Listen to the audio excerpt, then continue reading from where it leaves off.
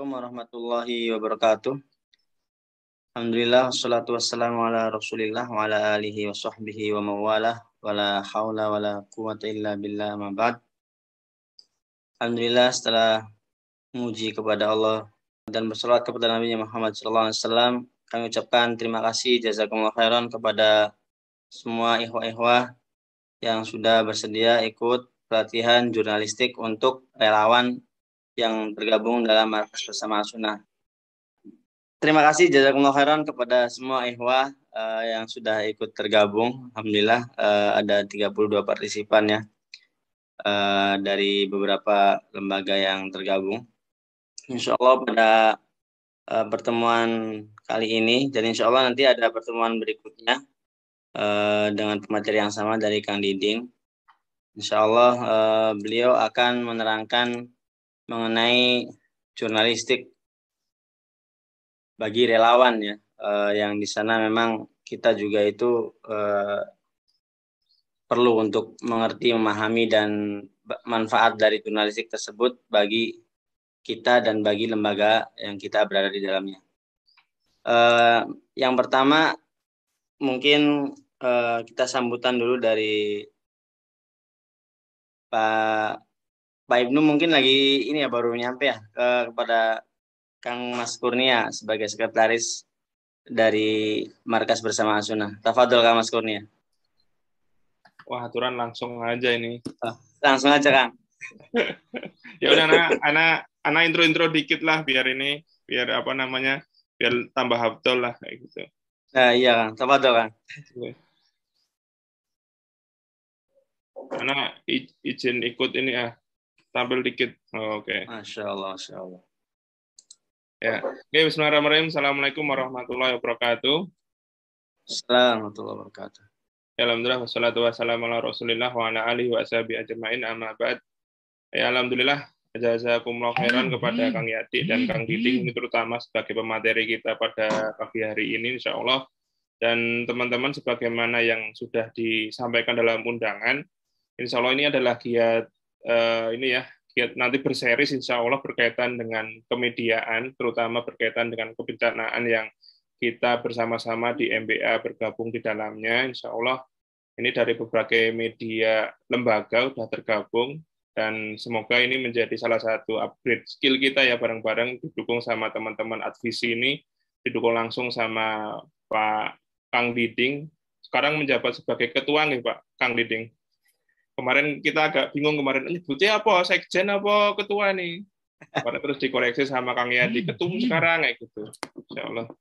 Oke, insya Allah teman-teman, ini adalah upaya kita bahwa di MBA kita lembaganya juga alhamdulillah yang tergabung sudah besar, sudah banyak, dan bencana di negeri kita alhamdulillah qadarullah memang kita diuji dari beberapa bencana ke bencana yang lain, dan ini menurut informasi dari teman-teman dari lapangan juga sementara ini yang terkini banjir ada di beberapa titik, dan kita butuh butuh teknis berkaitan dengan jurnalistiknya, bagaimana menyampaikan informasi, gambar maupun teks yang itu nanti bisa dikonsumsi oleh teman-teman yang lain gitu, dan itu bisa menjadikan salah satu informasi kepada donatur maupun yang lain itu untuk lebih mengetahui kondisi bencana gitu.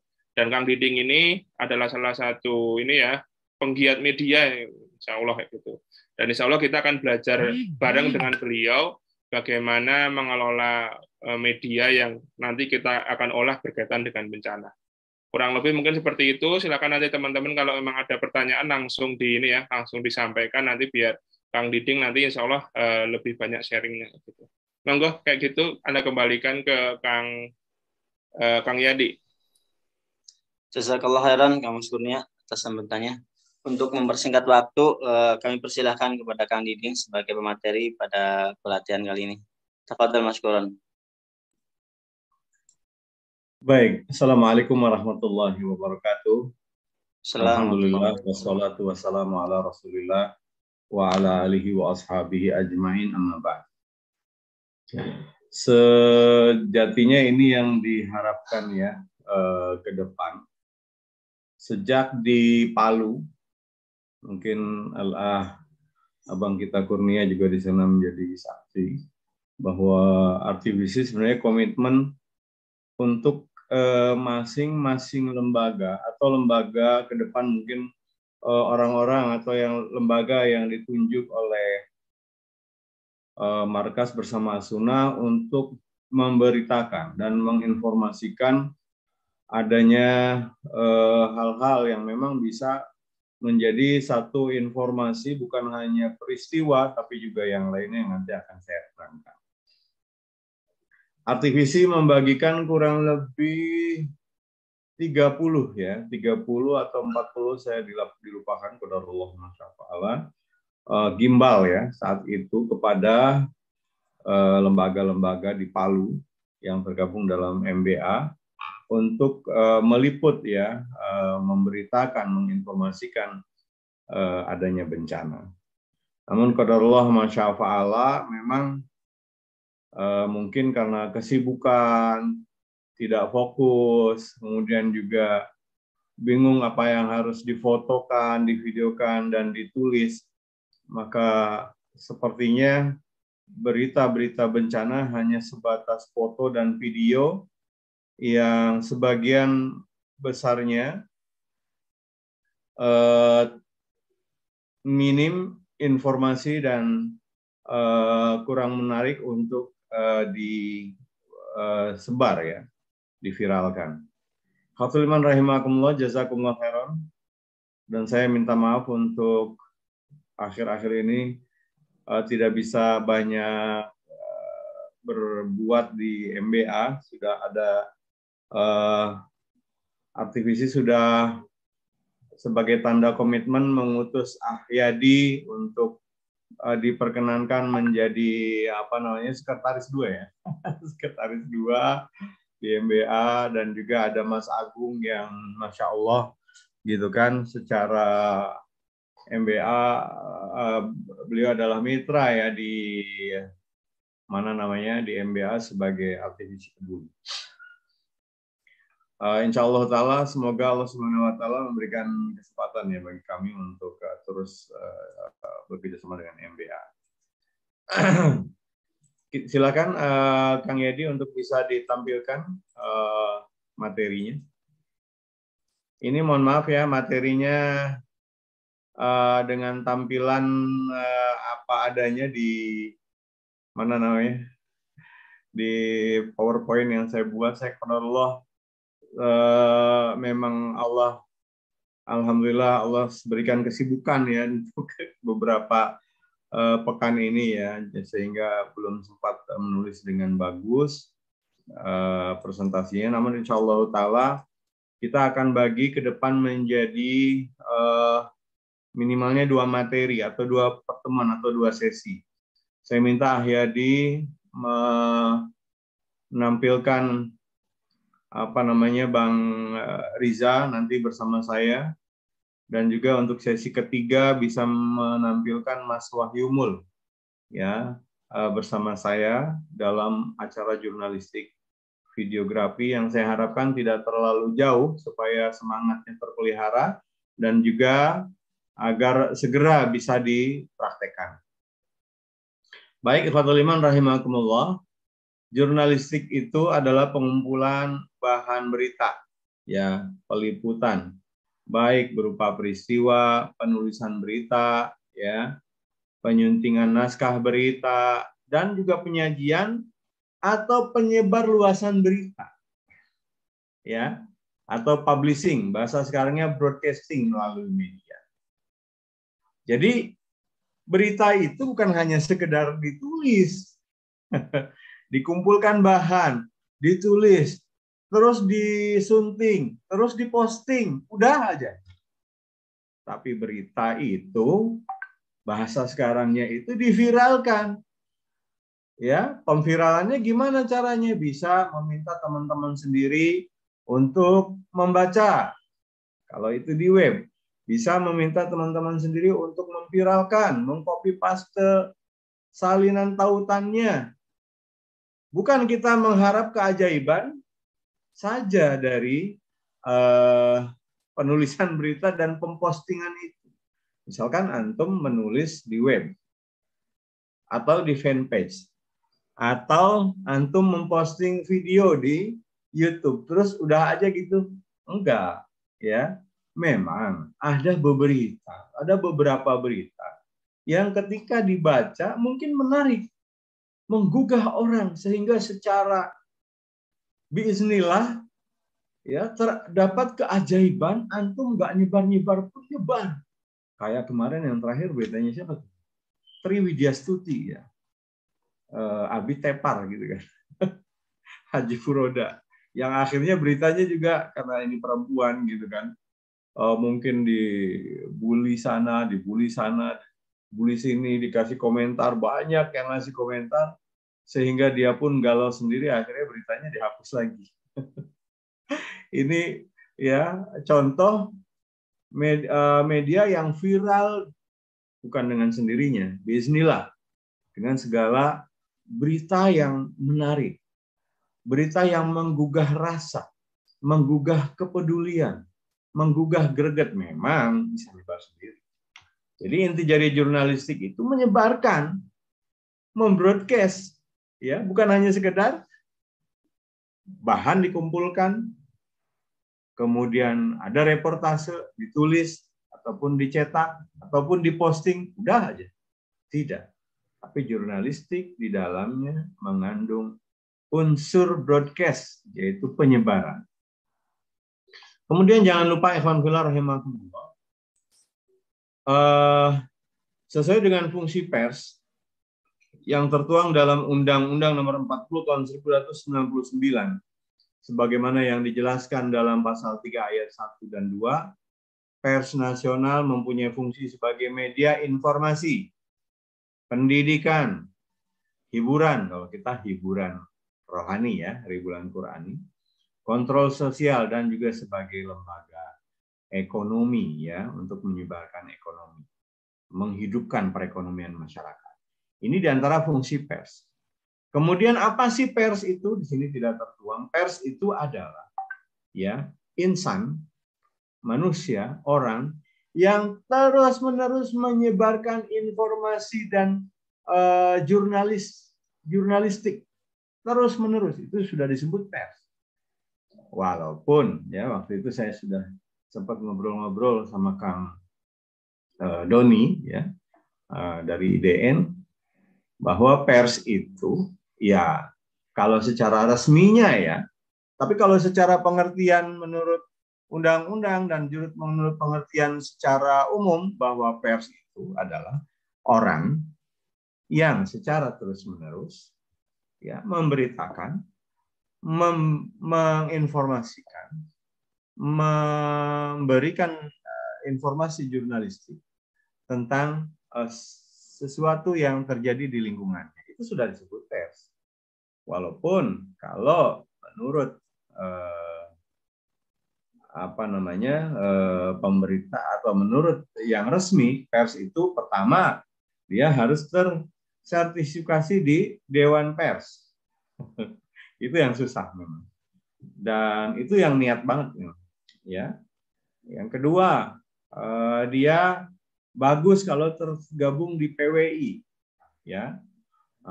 Tapi sejatinya kalau teman-teman yang televisi sudah ada asosiasi yang menaungi, yaitu RTVC ya, Radio dan Televisi Indonesia. Ya. Insya Allah nanti ke depan jika ada lebih dari 100 lembaga ya yang tergabung dalam RTVC siap untuk sertifikasi, RTVC bisa bekerja sama dengan Dewan Pers. Ya, itu penting, tapi tidak menghalangi kita untuk memberitakan dan menjadikan kita menjadi seorang jurnalis. Ikhwan fillah rahimakumullah. Selanjutnya, jurnalistik ya atau berita itu di kalangan salafiyin, saya terus terang ya, atau mungkin di kalangan asatid, itu sebagai satu hal yang tabu. Ya, berita, jurnalistik, wartawan itu tabu banget. Ya, ini untuk menjadikan satu edukasi ya, bahwasanya kenapa? Karena pada umumnya oknum-oknum ya dari penulis berita itu sendiri atau berita lembaga-lembaga pemberita itu sendiri secara oknum menulisnya apa? Bad news is good news. Apa itu? Berita jelek tuh ya berita bagus gitu. Kenapa sih sebenarnya mereka juga seperti itu? Karena gandrungnya manusia itu memang kepada berita-berita yang jelek gitu kan. Kemudian juga enggak di antara oknum juga yang kejar tayang. Ya. Tentu ditutup juga oleh oknum lembaganya supaya cepat tayang, yang penting viral, yang penting banyak dibaca.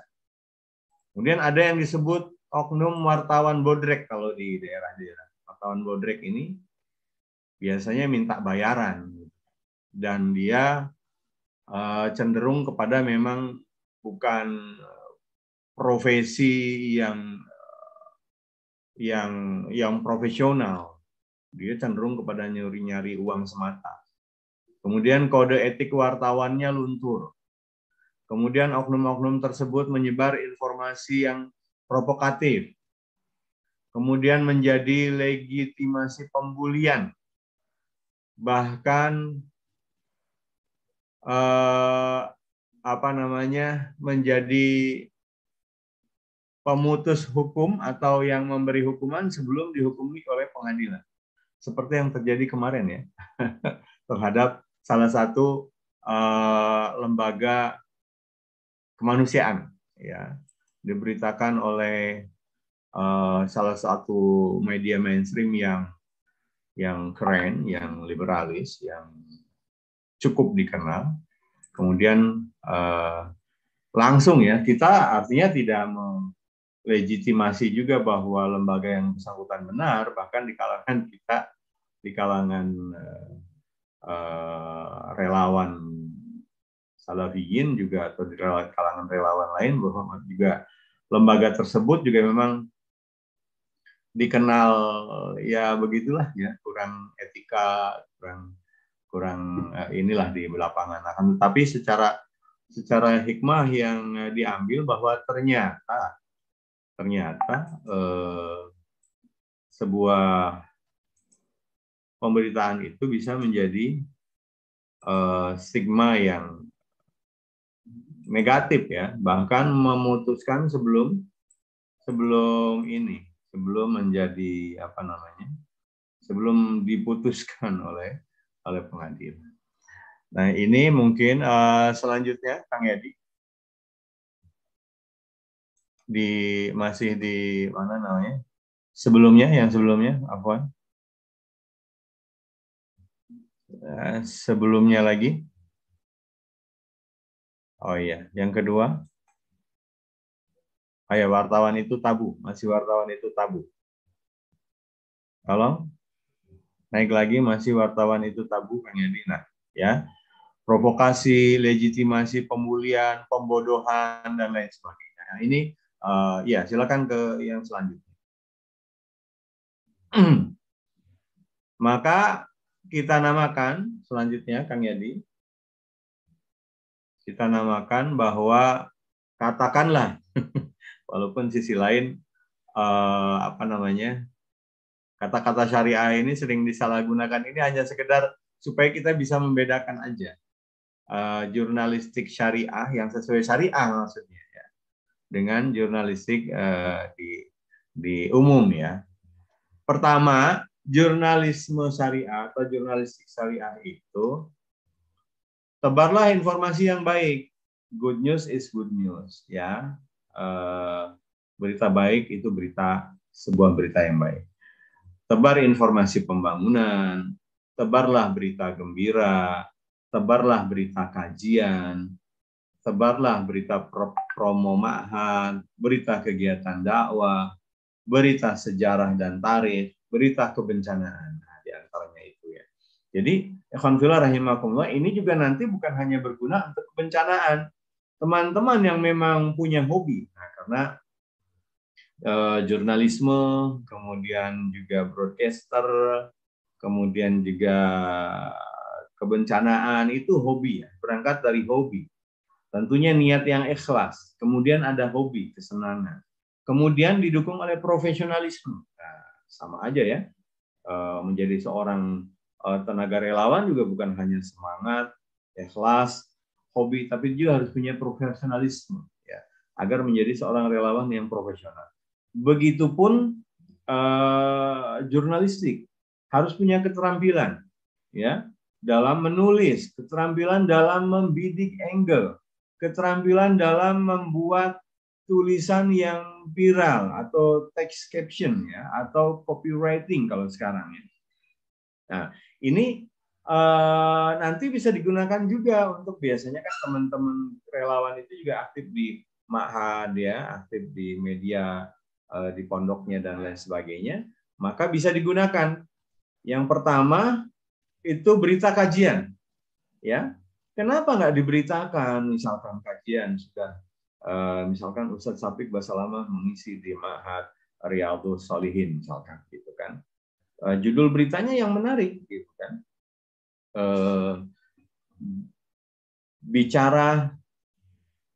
Bicara tentang poligami, Ustadz Safiq diserbu ribuan jamaah misalkan gitu. Kajian Ustadz Safiq diserbu ribuan jamaah misalkan gitu. Kalau poligami kan rame ya kan. Gitu. Judulnya misalkan gitu. Nah, kemudian dibikin teras beritanya, kemudian dibikin kontennya atau badan beritanya, kemudian dibikin terakhir penutup dan kesimpulan. Itu kan asik banget tuh, gitu kan, disebarkan beritanya. Ya, alhamdulillah di Ma'had Riyadhus Shalihin sudah dilaksanakan kajian bersama Ustadz Safiq Raja Basalamah dalam tema poligami. Terus di bawahnya lagi diperjelas kenapa tema poligami dibuat misalkan. Kemudian siapa saja yang hadir. Terus sampai diulas 5W1H-nya. Kemudian di bawahnya ada pelengkap ya. Misalkan tanggapan ketua panitia, tanggapan jamaah gitu kan. Habis gitu penutup. Tanggapan Ustadz Safiqnya dikutip misalkan. Ustadz Safiq berseloroh bahwa sesungguhnya poligami itu adalah ilmu tertinggi dalam rumah tangga, misalkan gitu. Dan beliau sendiri, masya Allah, sudah sebagai praktisi dan juga misalkan sebagai pelaku dari para poligami, gitu kan. Habis itu penutup, sehingga berita itu menjadi satu berita yang menarik, disebarkan tuh. Ya, berita kajian ternyata gitu ya. Promo ma'had, kegiatan dakwah di ma'had. Ya kan enggak jarang, seperti misalkan kegiatan sekarang adanya penerimaan santri baru. Kenapa enggak diberitakan? Ya. Diberitakan, itu menarik sekali. Ada misalkan kunjungan Kapolres, ada kunjungan Diknas, ada peristiwa apa menjadi sekolah Islam terbaik sekabupaten. Itu kenapa nggak diberitakan? Itu satu hal yang harus kita beritakan, apalagi di era pembulian terhadap salafi di kesempatan saat ini. Allah selamat walafiat. Selanjutnya Kang Yadi.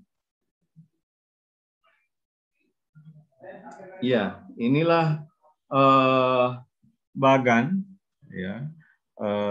Jurnalistik ya, ini dari sisi sejarahnya, medianya apa saja ya, wartawan, kemudian pengertian jurnalistik itu sendiri dan seterusnya ya, secara bahasa, manajemen lembaga. Silakan nanti dilihat saja lagi ya. Ya, silakan lanjut. Ya. Sekarang jenis-jenis media. Media itu sekarang jenis media cetak ya, yang sudah mainstream. Jenis media cetak ini sebagian sudah ambruk ya, dan hanya hanya yang langganan saja. Misal di sini ada salah satu media Ya dia mengurangi sudah cetaknya sudah. Karena apa? Sekarang sudah ada media online atau media cyber. Kemudian media elektronik yaitu radio dan televisi. Kalau radio dakwah dan televisi dakwah itu masih diminati insya Allah. Karena walaupun media cyber atau media online itu menjadi nomor 1 sekarang, tapi kalau mereka bosen, mereka larinya ke radio dan televisi. Dan memang ada waktu, ada segmentasi yang berbeda memang. Nggak bisa kalau nyupir sambil baca media online atau dengerin media online, itu kan tetap harus denger radio. Ya, saat-saat berkumpul bersama keluarga tetap lihat TV dan seterusnya dan seterusnya. Silakan berlanjut. Kang Yadi? Iya. Ini yang idealnya ya, manajemen redaksinya. Ada pimpinan redaksi, ada redaktur pelaksana, ada redaktur atau editor ya, ada reporter dan fotografer, koresponden dan kontributor. Koresponden sama kontributor ini hampir sama, tapi kalau koresponden biasanya lokal dan kontributor itu di berbagai perwakilan dan daerah ya. Ini idealnya. Tapi minimal kalau kita sebagai sebuah lembaga, ya minimalnya ada reporter dan fotografer, ada IT yang menyebarkan, dan ada redaktur yang memeriksa. Ya, terkait di lembaganya saja. Misalkan sebelum dikeluarkan harus diketahui oleh misalkan bagian media. Bagian media nanti diinikan ke direktur atau ke ketua yayasannya, dan seperti itu saja dibuat seperti itu. Sehingga berita yang dikeluarkan benar-benar mewakili lembaga, ya, dan sudah diketahui oleh birokrasi yang ada di atasnya. Silakan berlanjut. Kemudian media online. Media online ini bisa di web, ya, web seperti kita punya lensaislam.com, namun memang belum dikelola secara profesional juga. Dan beberapa yang Islam Today ya, yang lain-lain yang dimiliki oleh Al-Ahdi di Padang, dan bisa juga fanpage berita. Bisa juga landing page. Landing page ini biasanya web yang sederhana ya. Kemudian bisa kalau berupa video bisa di YouTube, kalau berupa foto bisa Instagram, bisa di Facebook, dan juga WhatsApp broadcast ya. WhatsApp broadcast sudah banyak sekali aplikasinya. Ada aplikasi kirim pesan, ada Jago WA, ada apa macam-macam ya, WA Sultan, dan bahkan bisa juga dibikin grup-grupnya ya, grup berita. Wah, kalau ada berita baru tulis di grup, berita baru tulis di grup ya. Bisa bergrup-grup itu untuk mempunyai pendengar, pembaca ya, pemirsa daripada berita atau lembaga media online kita. Kemudian selanjutnya,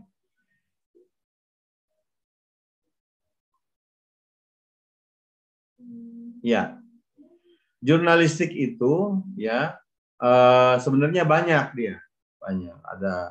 Ada berita atau jurnalistik berita, jurnalistik sains, dan jurnalistik kajian atau dakwah. Ini kita nanti bisa masuk di ketiga-tiganya. Bisa berupa berita, kalau sains bisa berupa pengetahuan. Ikhwan fillah rahimakumullah. Yang sangat menyedihkan adalah bagi saya seorang jurnalistik dan broadcaster dakwah, kita ini masih kekurangan ya, udah deh nggak usah bencana atau dakwah atau, kita ini sekarang kalah dalam kalau orang mencari di Google nih, misalkan tata cara sholat sesuai sunnah Nabi, yang keluar tuh subhanallah malahan ya situs-situs berita mainstream. Karena apa? Mereka sudah merasa kalah dulu. Dan ini sekarang eranya era kanun. Era sebenarnya orang tertarik dengan hal-hal yang bersifat syariah. Tertarik dengan hal-hal yang bersifat agama. Sehingga mereka ambil itu kesempatan. Ya, maaf kita sebut misalkan kita tata cara kurban. Yang keluar Tribun, Liputan 6, Kompas, apalagi Rumaiso.com ngilang, ada di halaman ketiga, muslim.org.id udah nggak ada, di halaman keberapa nggak tahu. Apalagi itu yang kita media-media kita itu, almanhaj.org.id ada di halaman berapa. Yang ada, padahal mereka coba kopas aja, copy paste. Bukan menulis, nanti disebutkan sumber rumaiso.com, ya, sumber muslim.org.id. Subhanallah. Jadi mereka main di apa itu namanya kalau Google tuh, Mas Kurniawan? Subhanallah. Keyword ya, keyword itu apa namanya, optimalisasi. Search engine optimization. Search engine optimizer. Ya, mereka main di itu, subhanallah. Satu, kitanya lemah dalam penulisan. Yang kedua, search engine optimizer-nya kita, sebenarnya kita bukan kalah. Saya masih tergabung sampai saat ini di 180 teman-teman ahli IT ya di Telegram itu, IT support dakwah. Kita tuh banyak sebenarnya, dan itu yang bergabung, belum lagi teman-teman yang lain gitu kan. Cuma memang itu, kita sekarang sedang eranya itu era kepada video mainstream. Lagi pada senang bikin channel ini, channel itu, YouTube ini, YouTube itu. Kemarin podcast cuma sebentar aja, kembali lagi ke channel, bikin TV anu. Sementara yang hobi menulis ini masih jarang, subhanallah. Padahal ini termasuk journalistic science, ya. Bagaimana sebuah tulisan ilmiah itu disebarkan. Seperti zaman dulu kita berjaya. Ya, di zamannya kita tuh berjaya. Ada Rumaiso, ada muslim.org.id, ada Al-Manhaj, ada yang lain-lain. Sampai Bumi Ayu ya, kalau nggak salah apa tuh, punyanya Al Mufti. Kemudian selanjutnya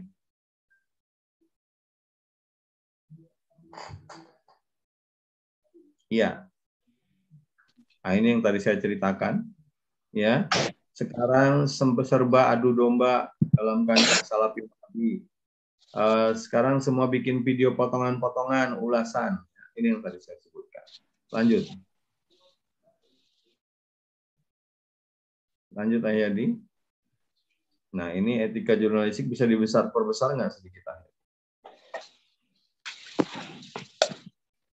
Etika jurnalistik. Iya, bisa diperbesar. Ya. Secara singkat, etika jurnalistik pertama dia independen, akurat, berimbang, dan tidak beretikat buruk, artinya beretikat baik. Berimbang bagaimana? Yang dimaksud berimbang, memang dalam kategori bad news utamanya, atau penyeimbang data, memang harus ada penyeimbang. Misalkan, kalau di mainstream itu di umum ada korban, ada tersangka ya, ada saksi. Nah, itu semua harus diwawancarai. Ya, kalau misalkan mereka menjelek-jelekan satu pondok, maka ada narasumber pondok, ada MUI, ada yang menuduh. Semuanya data dan itu semuanya harus ditampilkan tulisannya. Itu yang berimbang. Tapi untuk tulisan-tulisan spot, ya, spot seperti kebencanaan ataupun berita-berita yang baik, insya Allah tidak dibutuhkan. Yang penting berimbang dari sisi data. Berimbang dari sisi data. Kemudian profesional, ya. Profesional ini ya hormati hak privasi, tidak menyuap, beritanya faktual, sumbernya jelas, tidak plagiat. Plagiat itu copy paste. Ya. Penggunaan cara-cara tertentu dapat dipertimbangkan untuk peliputan berita investigasi dan kepentingan publik. Tadi sudah berimbang, kemudian tidak membuat berita bohong, fitnah, sadis dan cabul, tidak menyalahgunakan profesi dan tidak menyuap, ya, memiliki hak tolak untuk melindungi narasumber yang tidak bersedia, ya, diketahui identitasnya maupun di keberadaannya, ya. Kalau di berita pos kota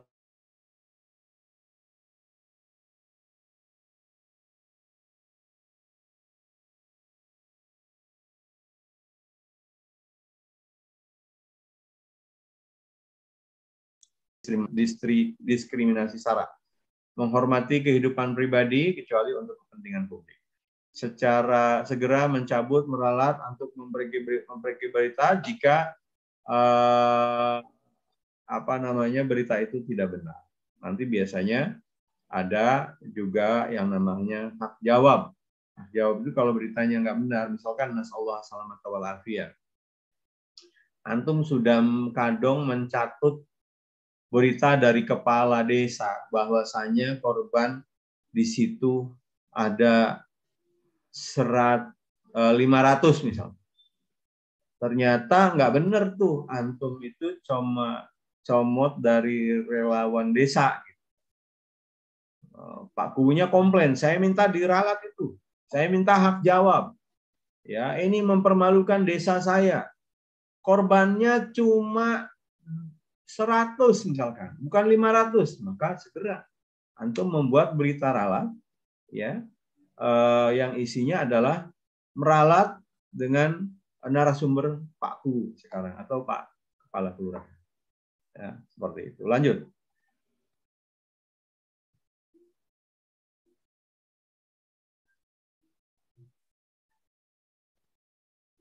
Ya. Bahasa jurnalistik sekarang. Bahasa jurnalistik itu disebut juga bahasa media, bahasa pers, bahasa koran, bahasa wartawan. Yaitu bahasanya itu singkat, padat, sederhana, jelas, lugas, dan menarik. Enggak muter-muter, beritanya panjang. Ini berita apa novel? Ini berita apalagi pelajaran mengarang. Jadi berita itu kalau mau panjang, maka antum harus bikin berseri. Harus bikin dengan seolah angle-angle yang menarik. Saya kasih contoh. Misalkan terjadi tabrakan antara kereta dengan bus misalkan. Jebret. Maka diberitakanlah secara umum terlebih dahulu. Ya, kalau nanti ada judul-judul yang biasa digunakan media bawah, media medium, media high class. Media, saya contohkan media bawah itu misalkan pos kota sama lampu hijau. Ya, di situ dikasih judul misalkan mobil sedan nyelonong dari arah kanan datang kereta, ketabrak deh, gitu kan, biasanya kayak gitu. Kalau media bawah itu kan kayak gitu ya. Kadang saat judulnya itu panjang gitu, orang cukup lihat judulnya aja udah ngerti gitu, kayak teras berita dia. Atau diberitakan 5 orang korban dalam tabrakan antara kereta api Empu Gandring misalkan sama dengan sedan seperti itu. Kemudian di bawahnya berita yang umumnya yang terjadi, yang besar, yang induk. Kemudian kalau menceritakan yang lain supaya juga antum webnya mendapatkan pembaca yang banyak, yaitu ya selain tadi berita juga sekarang mah nggak boleh panjang-panjang, orang balas bacanya, ya. Maka dibuatlah berita yang lain lagi. Ya, masinis ngantuk, atau nggak boleh kalau kereta itu dia pemenang misalnya. Supir sedan ngantuk, dia tidak melihat, tidak mendengar tanda sirine kereta lewat misalnya. Kemudian apa? Ternyata remnya blong. Kemudian apa lagi? Keretanya jurusan apa? Kemudian masinisnya selamat enggak? kemudian korbannya supir sedannya, terus diberitakan satu yang menarik, gitu kan? Ternyata keretanya berpenumpang sekian, misalkan. Kereta ini tahun berapa, dan seterusnya. Dilihat dari angle-angle yang menarik, dengan ide-ide yang cemerlang. Gitu kan. Nah, itu bahasa-bahasa jurnalistik. Kemudian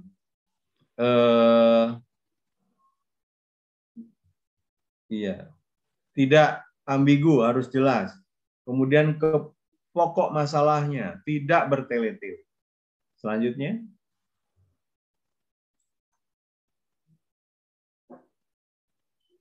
Iya. Teknik jurnalistik ini adalah keterampilan khusus dalam menulis, menyunting, reportase, serta wawasan dan penggunaan bahasa jurnalistik atau bahasa media. Walaupun sekarang itu memang, kalau tadi dikatakan ambigu, ya ambigu. Semua orang bisa bikin berita yang dinamakan citizen journalism. Ya, di komentar para pengguna internet. Ya, sekarang tuh apa aja bisa, siapapun bisa jadi wartawan. Ya, asal dia heboh, kemudian menarik, menggugah rasa, lucu, itu bisa viral. Tapi tidak begitu dengan kebencanaan. Kebencanaan itu harus profesional karena dia ada etika-etikanya. Maka seorang, nanti kita bahas ya untuk slide selanjutnya, seorang jurnalistik atau jurnalis bencana atau seorang broadcaster kebencanaan, dia harus pintar mencari angle, mencari sudut, mencari unsur yang harus diberitakan. Nanti kita bahas juga. Yang keduanya, dia pun harus pintar nulis. Dengan tulisan yang jelas, yang singkat, tapi menggambarkan 5W1H. Apa itu 5W1H? Nanti kita lihat. Kemudian juga dia harus, kalau dia menampilkan video, dia harus menjadi reporter jika dia tidak punya reporter. Misalkan ya, pakai gimbal atau apa itu namanya, stabilization, video stabilization gitu kan. Dia memberitakan, Assalamualaikum warahmatullahi wabarakatuh. Saat ini saya berada di Garut. Seperti diketahui sebelumnya bahwa di Garut terjadi bencana ya di 5 kecamatan, yaitu bencana banjir, dan bencana itu terjadi pada hari Ahad tanggal sekian dan sekian tahun 2022. Seperti diketahui, korban mencapai sekian dan sekian, dan korban kerugian sekian dan sekian. Itu udah mengandung apa tuh? What, who, why. Ya, who, why-nya belum nih. How, ya bagaimana terjadi. Para atau guys misalkan gitu kan. Para pemirsa dimanapun berada, bahwa kita ketahui bahwa banjir ini diperkirakan dari BNPB adalah disebabkan karena misalkan banjir bandang dari ini dan ini, atau kiriman dari mana dan sebagainya. Itu why, how, dan ini terjadi subhanallah dengan di 5 kecamatan dengan menggenang dan tergenang gini dan gini seperti itu. Jadi 5W1H-nya. Jangan cuma Assalamualaikum guys, wah ada banjir nih, Masya Allah sampai ini nih, ini di Garut nih guys, udah cuma gitu aja, nggak lengkap. Ya. Atau mungkin secara videografi dia nyeni, dia bagus, tapi ternyata tidak mengandung 5W1H, percuma. Ya, dengan background nasir, misalkan. Atau misalnya bagus dari atas pakai drone, tapi nggak jelas 5W1H-nya, gitu kan? Atau ini diarahkan untuk apa nih berita? Nanti kan kita akan Apa sih sebenarnya berita kebencanaan ini diarahkan untuk apa? Bukan hanya sekedar menyampaikan informasi kalau kebencanaan. Nanti akan kita bahas. Ya. Kemudian juga tekniknya reportase bisa observasi. Observasi itu langsung melihat. Wawancara, studi literatur dari sumber-sumber. Kemudian wartawan itu juga harus pandai wawancara kepada siapapun, kepada yang dituju dalam berita itu ya, kepada BNPB, kepada FBA, kepada korban, kepada donatur, bisa saja ya. Kenapa donatur menjadi tertarik misalkan gitu kan, kepada para korban ya, kepada pemerintah terkait dan seterusnya ya. Kemudian jangan lupa data dan literatur. Kalau literatur itu biasanya dalam satu karya tulis ya kan, kalau data itu didapat baik itu dari observasi dari lembaga-lembaga yang ada, MBA atau dari BNPB dan lain sebagainya. Kemudian keterampilan menulis tadi sudah. Kemudian kalau reportase itu bisa berupa suara, bisa berupa bisa berupa video ya. Kalau seorang wartawan juga dia sebelum disunting sama redaksi ya, itu juga nulisnya harus pinter, dia harus menarik, copywriting ya, bahasanya juga bahasa jurnalistik, bahasa berita, bahasa informasi ya, baik itu berupa bebas maupun, dan di sini memang keterampilan dia menulis itu menjadi satu hal. Kalau copywriting zaman sekarang kan buat jualan, buat apa segala macam itu kan kadang nggak mengandung sesuatu yang diinformasikan ya, beda ya copywriting jurnalistik dengan copywriting jualan atau copywriting donasi yang bukan bencana. Itu kadang menggugah orang donasi itu ngaco, tapi yang penting kan soalnya kejual dan donasinya laku gitu kan ya, misalkan ya saya jualan kopi gitu kan, misalkan ceritanya enggak cerita tentang ngopi gitu kan, ceritanya tentang sorabi. Luar biasa guys, sorabinya ini enak banget memang. Jarang-jarang sorabi itu empuk kayak gini, ini kayaknya gini. Bawahnya baru.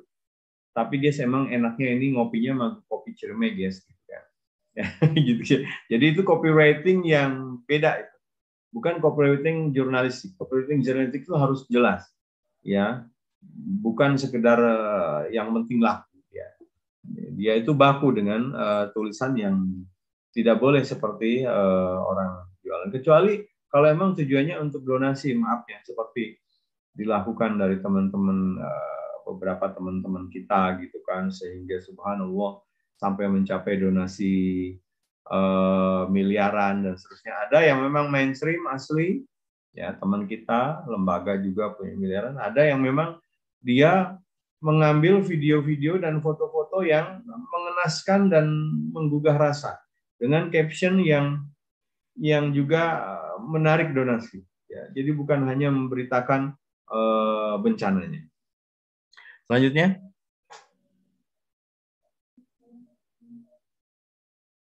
jadi ya ini antum membaca aja ya. Tadi sebenarnya mirip 9 elemen jurnalis untuk pengetahuan saja ya, sumbernya jelas ya. Seperti ini. Selanjutnya, Pak Yadi. Ya. Karakteristik media atau berita media online sekarang. Ini kan yang pertama jelas viral ya. Kemudian judulnya heboh. Nah, nanti ini berkenaan dengan judul juga ya. Memang kalau kita yang bergerak di bidang dakwah ya memang harus dengan etika. Walaupun judulnya bombastis, ya tidak berbohong. Ya, maksudnya adalah untuk mengedepankan menarik judul itu, gitu kan. Misalkan dikedepankan judulnya ribuan warga kekurangan pangan, hanya beberapa saja. Ribuan warga kekurangan pangan di Garut. atau dalam banjir bandang di Garut. Hanya beberapa yang sudah turun, lembaga yang sudah turun, misalkan gitu. Seperti itu. Jadi yang heboh, yang memang judul itu mempengaruhi orang untuk tertarik membaca. Kemudian nanti cari angle-angle yang unik. Kalau tadi fitur, berupa potongan-potongan, cari peristiwa yang unik. Misalkan masjid yang roboh, kemudian misalkan ada seorang sepuh yang selamat, atau misalkan banyak ya, misalkan ada yang kalau di media-media yang lain-lain, kenapa sih orang ini selamat, misalkan gitu. Yang seperti ada salah satu dulu di Palu gitu kan.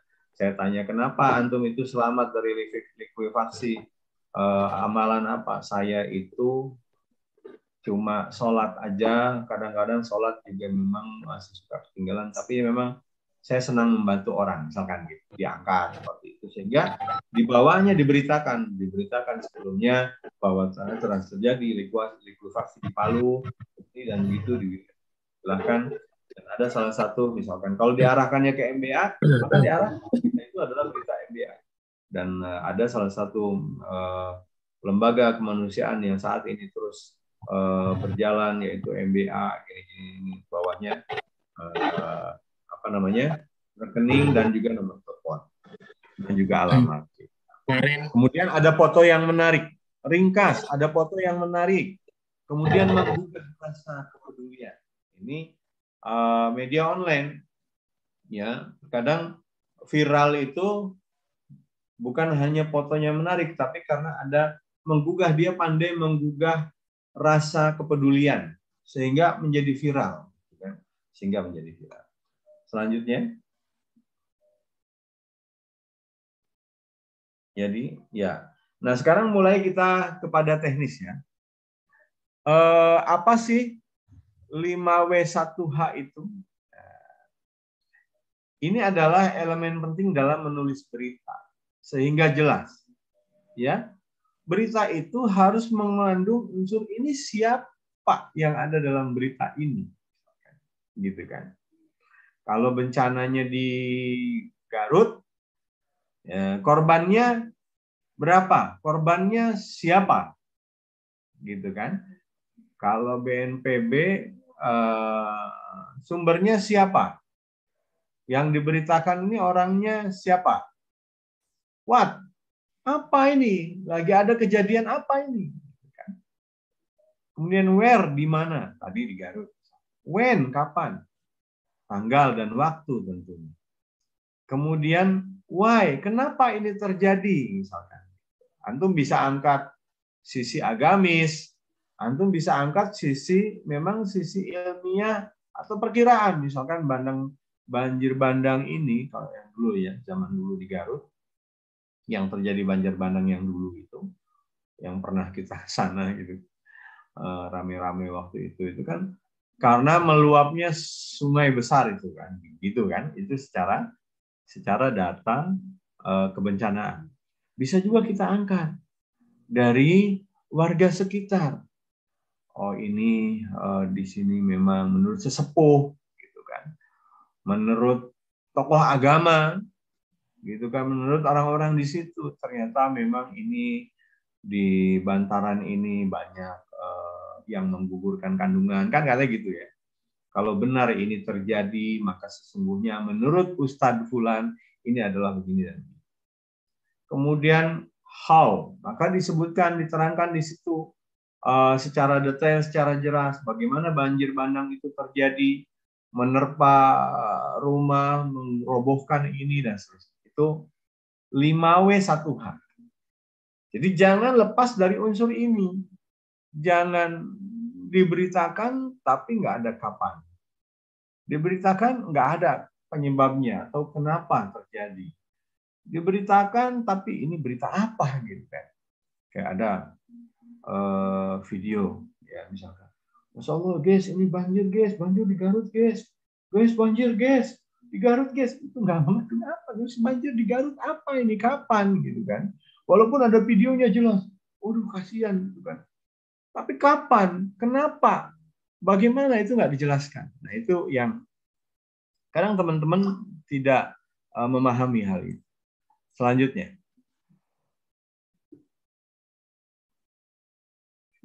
Iya. Ini sudah masuk teknis penulisan berita ya. Yang pertama, kita harus menemukan peristiwa untuk dijadikan berita. Silakan diperbesar. Ya.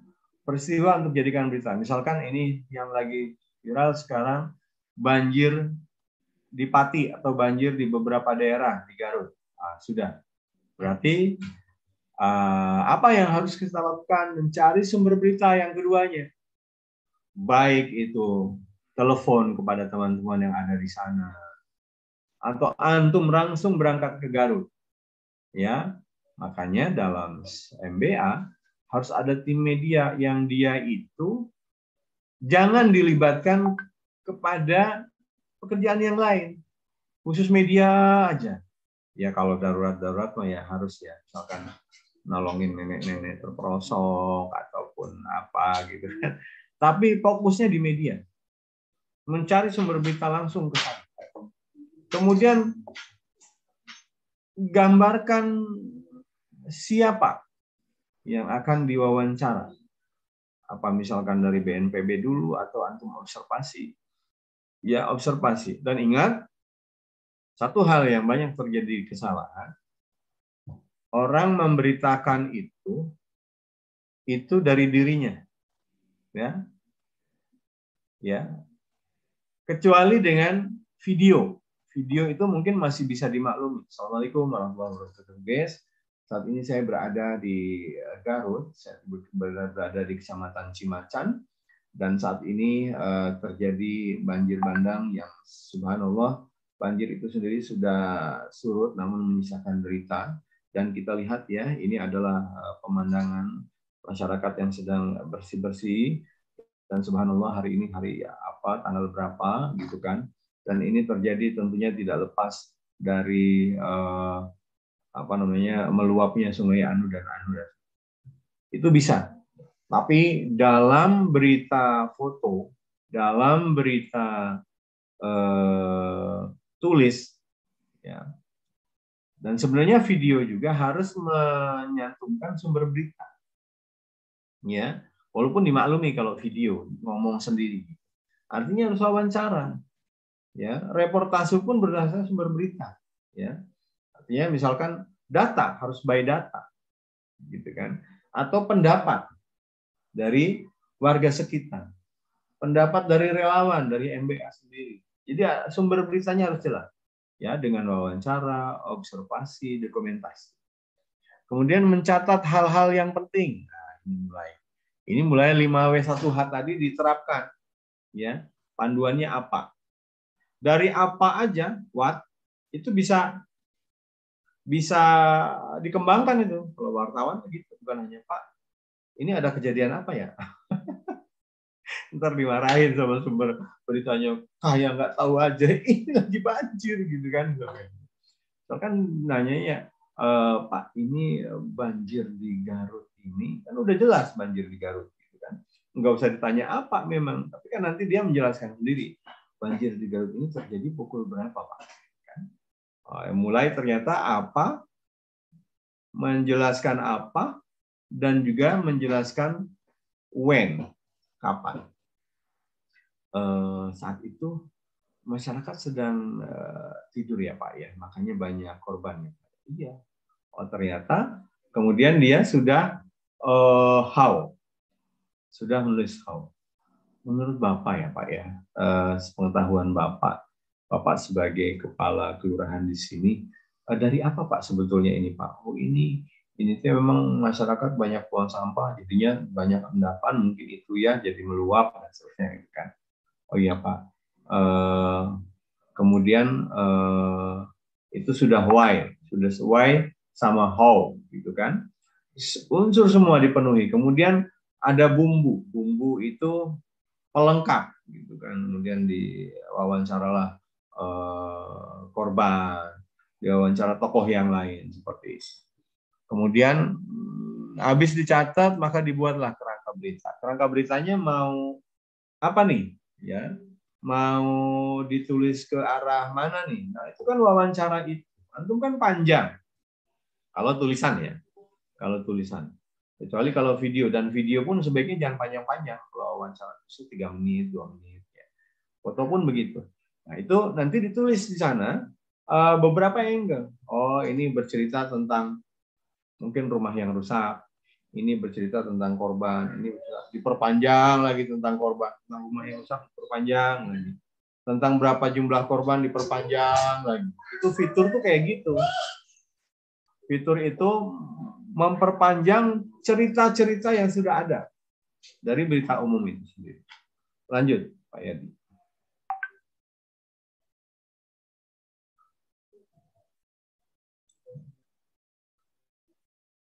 Ya, selanjutnya mulai menulis teras berita. Sebetulnya awalnya bisa awal bisa akhir ya kalau judul. Tapi yang penting kerangka beritanya antum sudah tahu, sudah mau menulis apa.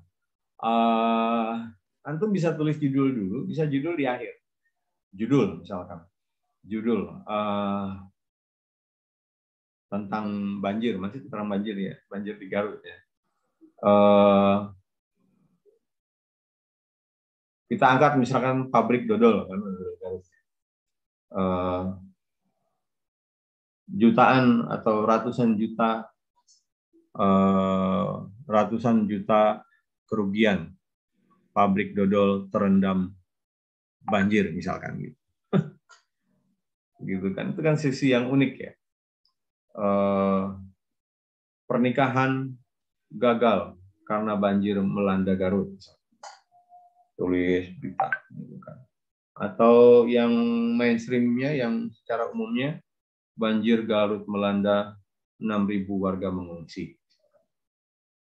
Banjir Garut menerjang 6.000 warga kelaparan misalkan. Beritanya yang heboh-heboh gitu. Yang memang menggugah orang untuk membaca. Ya. Kalau hanya mainstream aja, telah terjadi banjir di Garut,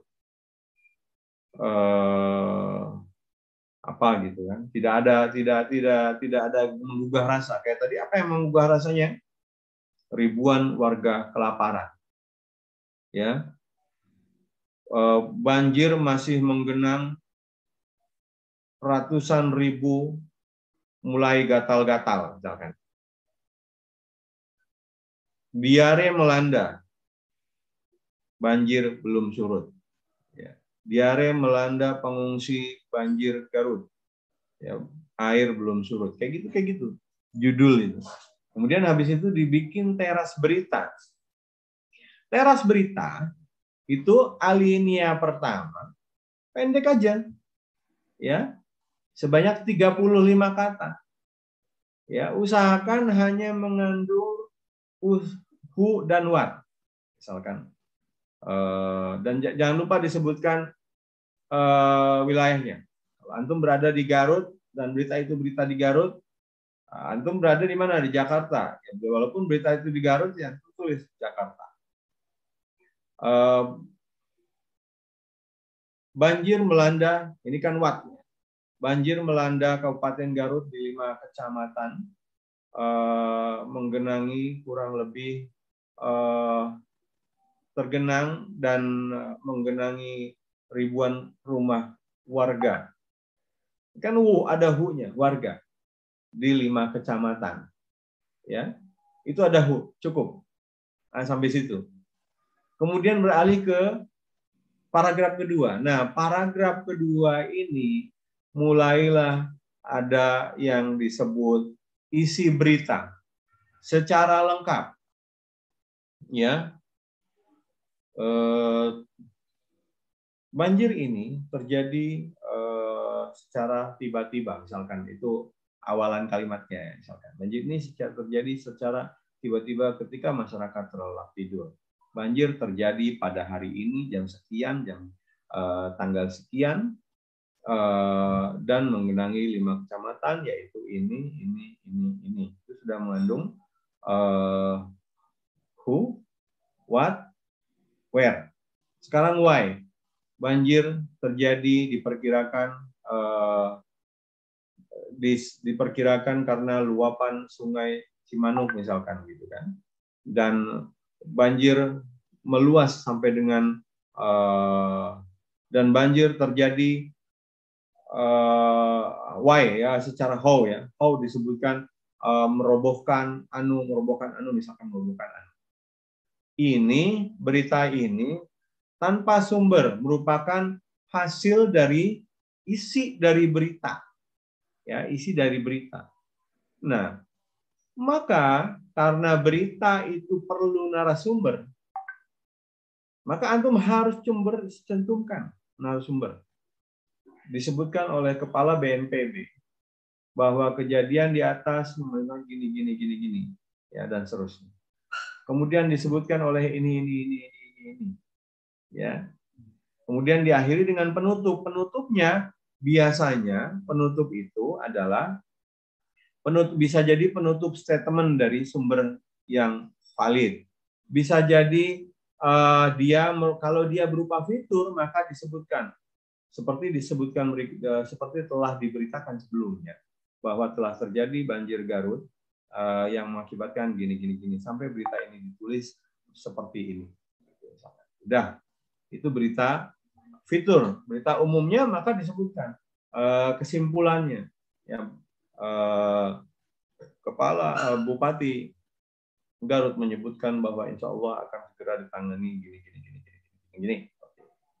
Di belakangnya boleh disebut siapa wartawannya dengan misalkan KD ataupun Yadi Abu Fatimah, YAF. Boleh disebutkan, boleh enggak, tapi biasanya disebutkan untuk membedakan ini berita dari siapa dan orang-orang pada tahu ini berita siapa yang tulis. Ya. Nah, ini secara teknis dan ikhwatul iman rahimahumullah, ternyata teknis menulis berita di web ya mungkin bisa sekitar 5 paragraf maksimal, jangan berparagraf-paragraf, udah ya. Kalau di WhatsApp ya, atau antum niat memviralkan, usahakan 3 paragraf ya. Pertama teras berita, kemudian isi berita. Kalau tadi isi berita bisa merupakan kesimpulan dari observasi, tapi diusahakan isi berita itu sudah ada sumbernya. Dari siapa ini? Kemudian terakhir penutup atau kesimpulan. Dah, 3 paragraf cukup. Ya. Dan berita itu bisa ditulis berjilid-jilid. Antum, mungkin banyak yang harus diberitakan. Ketersediaan pangan, MBA ada apa aja, bagaimana keadaan dapur umum, bagaimana evakuasi korban, bagaimana ini, terus itu bisa diberitakan itu semuanya itu, subhanallah. Iya, bukan hanya MBA, bukan hanya keadaan korban, keadaan sekitar menginformasikan, tapi MBA-nya sendiri bisa diberitakan itu. Hanya 3 paragraf, 4 paragraf, 3 paragraf. Paling banyak 5 paragraf itu di era sekarang itu udah banyak banget, ya. Iya. Kemudian selanjutnya, Ayadi. Nah, menyunting berita bisa dilakukan pertama oleh penulis, yang kedua oleh redaksi. Ya, ada berapa lapis antum mau bikin? Usah dulu. Cuma gini. Dulu ketika ada tabligh akbar dan ada yang berniat baik untuk menulis berita, saya kebetulan diminta sebagai tim media dan meliput. Itu agak repot gitu loh. Itu kan berita baik ya. Harus disuntingnya itu oleh beberapa lapis. Maka usahakan paling banyak itu 2 aja. Ya. Konfirmasi ke narasumber, ya, narasumber udah oke sama disunting oleh pimpinan. Udah, jangan ini mah harus. Udah gitu lama akan nunggu besok, beritanya keburu basi. Dan ingat, karakter dari berita kebencanaan harus cepat. Karena pertolongan butuh cepat, peristiwanya akan cepat berubah. Donasi perlu cepat. Kepedulian perlu segera disebar. Kayak kemarin berita di mana ya? Saya oh di banjir di Kalimantan, kemudian di beberapa itu kan nggak viral. Pokoknya seolah kalau media mainstream nggak memberitakan nggak viral. Ya, padahal kita bisa memviralkan. Kita ada MBA itu ada ratusan lembaga. Kalau masing-masing menyebarkan ke jamaahnya, menyebarkan ke teman-teman, itu bisa viral berita itu sebenarnya. MBA bisa membuat web sendiri dalam pemberitaan atau bisa bersama kami di lensaislam.com. Ya, lensaislam.com. Kemudian selanjutnya, nah inilah yang terjadi, ya, yang terjadi sekarang, bahwa seolah jurnalisme kebencanaan itu hanya membuat informasi aja dan decak, maksimalnya doa gitu, nggak ada kepedulian untuk donasi, doa udah bagus gitu kan, hanya sekedar informasi, aduh kasihan ya, tanpa bisa menggugah, ya, masih hanya sebagai peristiwa yang heboh saja. Sebenarnya apa sih? Ya, pertama dia harus menjadi satu literasi kebencanaan dan harus juga mendorong kesiapsiagaan. Memang kita belum sampai ke arah sana, tapi minimal saat bencana kita siap untuk satu, ya, nanti itu kalau bahasa DDR di situ antum belum tahu ya, disaster apa gitu, dia untuk menggugah ya fungsinya. Selanjutnya Pak Yadi.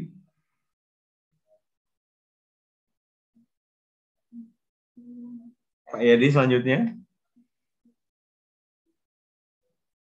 Iya. Iya, ini peluang kita. Pertama, ya, mewacanakan DDR melalui kekuatan sosial media tadi ya, untuk disaster risk reduction, pendekatan untuk mengidentifikasi, mengkoreksi dan mengurangi risiko diakibatkan oleh bencana. Ya. Kemudian media sosial ini medium cepat, murah saat tanggap darurat. Kemudian menggalang solidaritasnya cepat. Kemudian untuk pemetaan, ya, bahan ke BNPB juga, mereka juga kadang kan maaf kata ya, kadang suka berbeda gitu kan, kita tahulah yang suka di lapangan gitu kan. Kemudian peta bencana, sebuah peta berbasis web itu juga ada tuh, petabencana.id, mungkin bisa kita sumbangkan ke sana dan lain sebagainya. Kemudian juga tentunya selanjutnya, ini sepertinya yang terakhir ya, Pak Yadi. Iya. Iya. Jadi fungsi jurnalisme kebencanaan bukan hanya mengabarkan peristiwa, ya, tapi juga dia bagaimana mengingatkan warga terhadap ancaman untuk mendorong kesiapsiagaan. Misalkan kalau gunung meletus sudah mulai ada letupan-letupan, itu harus digugah, ya, bukan letupan ya, sudah mulai batuk-batuk kali gitu ya.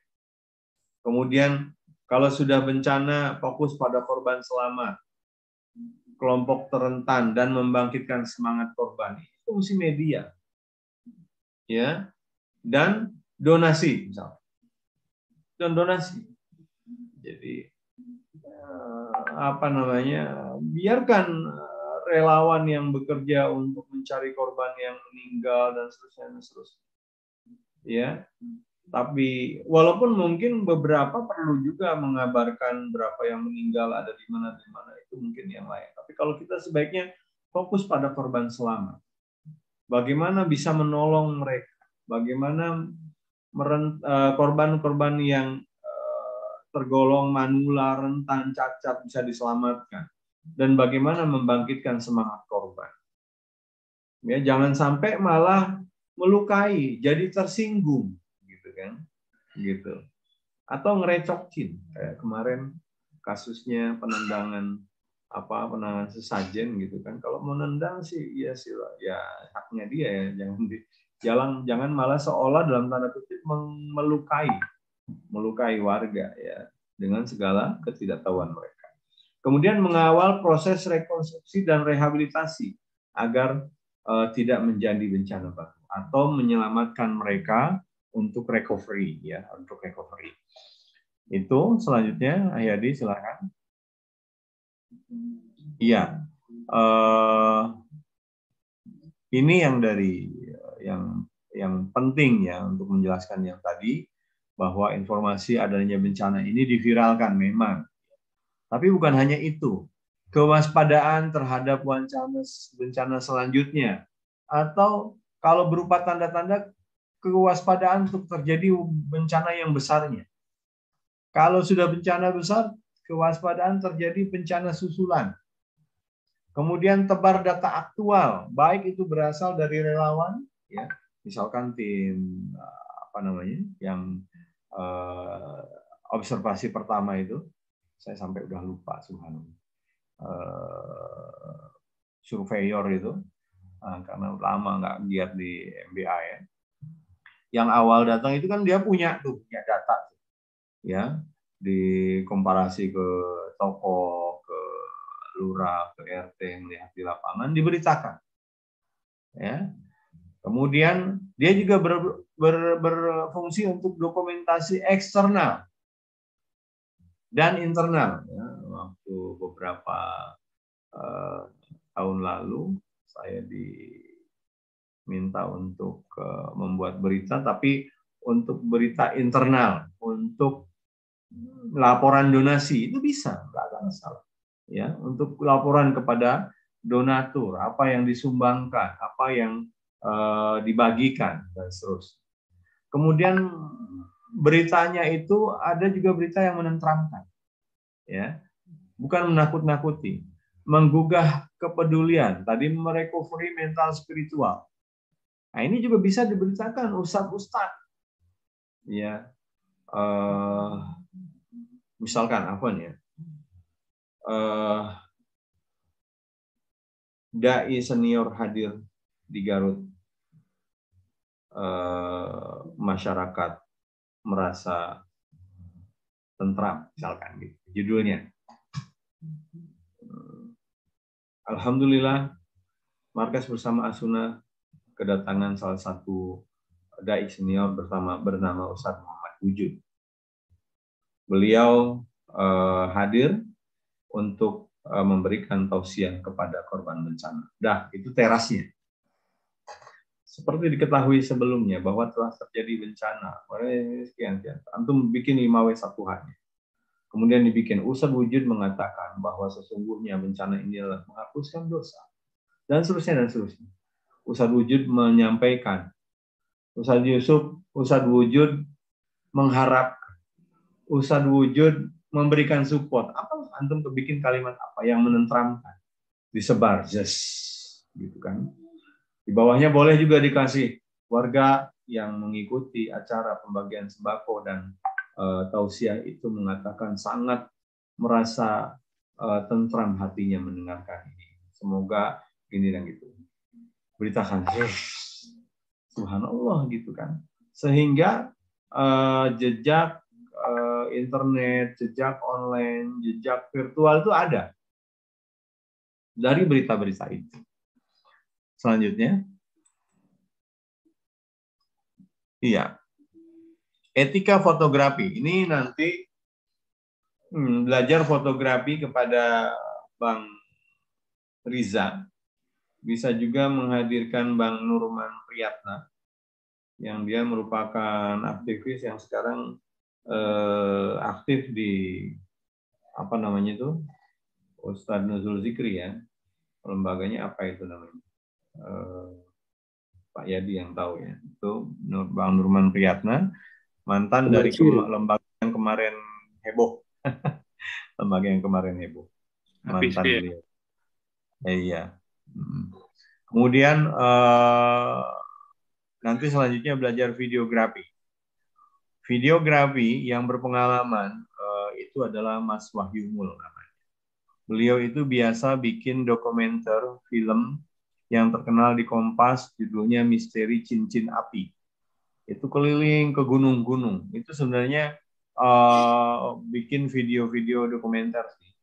Ya, nanti bagaimana video kebencanaan saya akan membantu mencarikan yang khusus kebencanaan. Misalkan kita bertiga. Sebenarnya simpel saja bahwa video itu atau foto itu menggambarkan dan ada penjelasannya. Jangan cuma antum video gitu. Ini kita lagi di sini nih guys, bagiin ini guys, masya Allah masyarakat banyak guys, cuma itu aja, ya kan? Tapi dijelaskan 5W1 hanya. Sebenarnya itu intinya. Baik itu reporternya itu orang lain maupun reporternya dia sendiri yang nge-shoot, dia sendiri yang ngomong. Bukan saya dari Kecamatan Cimacan Garut melapor. Itulah siapa saya, gitu kan? Siapa saya ketika itu video. Tapi kalau foto ataupun tulisan itu harus ada sumber beritanya ya. Ini mungkin ya yang bisa saya sampaikan dan saya harapkan ini ada momen ya. Terus saya mohon apakah MBA ataupun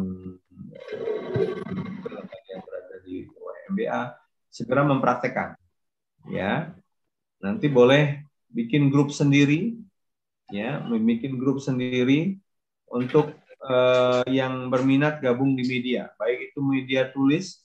Sekarang media tulis harus ada fotonya biasanya, minimal ada fotonya ya, atau foto bencana itu untuk makan siang. Ya. Atau foto bencana atau foto berita. Saya kira itu segera dipraktikkan. Ya, memang ini harusnya workshop. Tapi ini ada momen ya kan, segera nanti kita di-upload segera di Lensa Islam maupun di web MBA. Wassalamualaikum warahmatullahi wabarakatuh. Waalaikumsalam warahmatullahi wabarakatuh. Jazakumullah khairan kepada Kang Diding Sabarudin yang sudah menyampaikan sebagian materinya, karena kalaupun disampaikan semua sepertinya waktunya tidak akan cukup sampai sebagian di daerah teman-teman kita sudah masuk waktu zuhur ya. Kang Mas Kurnia, mungkin untuk sesi tanya jawab apakah diadakan sekarang apa nanti saja? Bagaimana Kang Mas Kurnia? Kayaknya udah pada masuk ini deh, udah masuk zuhur. Mungkin langsung kita teman dari Kang Diding dulu aja, sama mungkin nanti kita bikin grup tadi aja mungkin buat follow up selanjutnya gitu kali Kang. Siap, jazakallah khairan. Kepada Kang Diding silakan untuk ikhtitamnya. Tafadhol. Iya, saya nggak sadar ya. Memang banyak materinya. Ini belum masuk ke teknis penulisan, contoh-contoh penulisan, contoh-contoh fotonya, ya, contoh-contoh videonya. Nanti coba saya hadirkan. Belum masuk ke arah situ ya. Baru teknis, tadi juga sudah boleh masuk ke teknis berita. Ini mudah sekali dan harus praktek. Makanya coba sekarang sudah mulai praktek. Waktu itu kayaknya siapa yang sudah mulai? Bukan Nora kayaknya udah mulai tulis. Intinya pokoknya nulis berita itu satu ada sumbernya, itu sesuai etika. Yang ketiga judulnya menarik. Yang keempat teras beritanya harus menarik. Kemudian isi beritanya harus mengandung 5W1H. Ya. Kemudian kesimpulannya juga menarik. Terus ada sumber beritanya. Fotonya mewakili isi berita. Ya. Dan fotonya juga bisa umum kalau beritanya umum, tapi kalau beritanya khusus, ya maka fotonya pun harus menarik.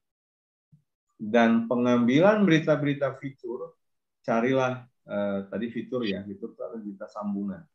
Carilah momen-momen yang menarik, yang bisa merubah, bisa menggugah donasi, bisa menggugah doa, bisa menggugah kepedulian.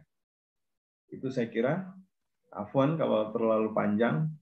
memang ini butuh beberapa kali pertemuan. Mungkin saya sarankan segera ada khusus tentang bagaimana fotografi bencana, yang ketiganya videografi bencana, dan kita segera bentuk grup untuk yang tertarik menjadi jurnalistik kebencanaan. Wassalamualaikum. Jazakallah khairan kepada Kang Diding atas segala penyampaiannya. Insya Allah nanti kita tentukan lagi untuk jadwal berikutnya. Insya Allah kita koordinasikan dengan beliau. Karena sudah memasuki waktu zuhur di sebagian tempat di teman-teman kita, dan di sini juga sebentar lagi zuhur. Kita tutup saja dengan kafaratul majlis. Subhanaka Allahumma wa bihamdika asyhadu an la ilaha illa anta astaghfiruka wa atubu ilaik. Assalamualaikum warahmatullahi wabarakatuh. Waalaikumsalam warahmatullahi wabarakatuh. Oke, jazakumullah khairan. Jazakumullah khairan untuk semuanya, sekurnia dan semuanya yang sudah berkenan hadir. Barakallahu fikum. Wafikum barakallahu. Jazakumullahu khairan, Kang Diding. Baik.